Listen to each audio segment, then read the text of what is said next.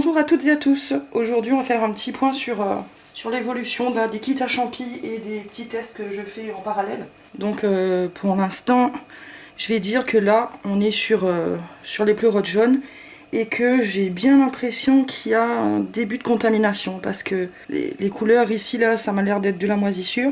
Quoique je vois qu'il y a deux petites touffes qui ont envie de sortir, mais franchement je sais pas, j'ai un gros doute là-dessus. Pour les shiitake à côté, ben franchement j'ai beau les taper, il y a vraiment personne qui veut sortir non plus là, donc je sais pas. J'attends toujours. Ensuite pour le reste, je pense que là pour les petites pleurotes grises, je pense que c'est bientôt la fin. J'en ai encore là qui sortent, mais le mycélium il m'a l'air d'être un peu fatigué. Je pense qu'il a assez consommé, que le champignon a assez consommé la paille et a plus assez de nutriments, je sais pas franchement. Et ensuite ici, ben j'ai pas de nouvelles pousses non plus, mais là c'est un petit peu de ma faute. En rangeant, j'ai fait tomber tout le mycélium par terre et j'ai l'impression que ça va un peu foirer aussi ça, je sais pas. On verra bien. Pour l'instant, ça m'a l'air d'aller, mais ça végète quoi. Ensuite, j'ai fait un test.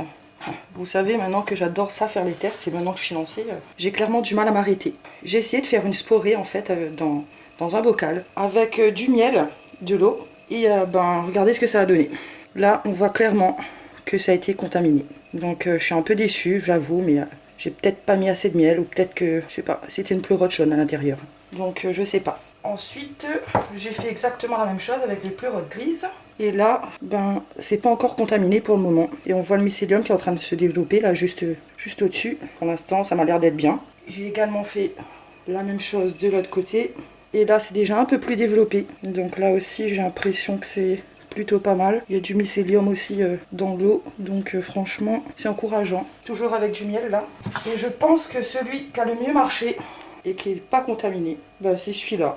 Et celui-là, je l'ai fait avec du sucre. De l'eau et du sucre. Et celui-là, franchement, je suis vraiment très contente. Regardez tout le mycélium qu'il y a. C'est incroyable. Donc, en gros, ça marche vraiment. Je suis vraiment trop contente. Et après, je vais mettre ça en paille quand j'aurai mes bottes de paille. Franchement, c'est un truc de malade. Et c'est pas si compliqué que ça à faire. Hein. Donc, pour tout ça, je vous expliquerai comment j'ai fait. Je vais vous mettre ça de suite. Donc, comment je m'y suis prise? Franchement, c'est pas bien compliqué. Hein. J'ai mis un petit peu de miel dans chaque bocal. J'ai mis un bocal avec un carré de sucre à l'intérieur.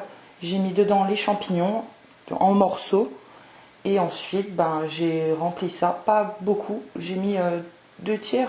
Ouais, je dirais 2 tiers ou... Ouais, 2 tiers d'eau. Et voilà. Mais j'ai pris de l'eau minérale. Donc voilà, je pense que... Essayez et vous me direz si ça marche ou pas. Et enfin, je pense là aussi, encore une réussite pour moi. Oh là là, je suis trop contente aussi. Regardez, j'ai ensemencé avec les spores qu'il y avait là-dessus. Et voilà ce que ça donne. Le mycélium est en train de se développer dans les grains de maïs. Donc franchement, oh là là. C'est vrai que c'est ouf quand même. Bon, je crie pas victoire trop vite parce que si ça marche pas après, je vais être déçue. Mais pour l'instant, c'est bien quoi. Et pour faire ceci, j'ai justement laissé quelques pleurotes jaunes monter en fait.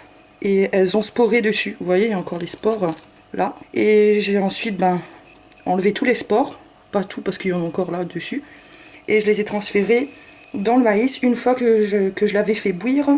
Je l'ai fait bouillir, je crois, 10 minutes à peine. 10 minutes. Et j'ai laissé ça refroidir dans le sachet fermé, bien sûr. Bien se désinfecter les mains.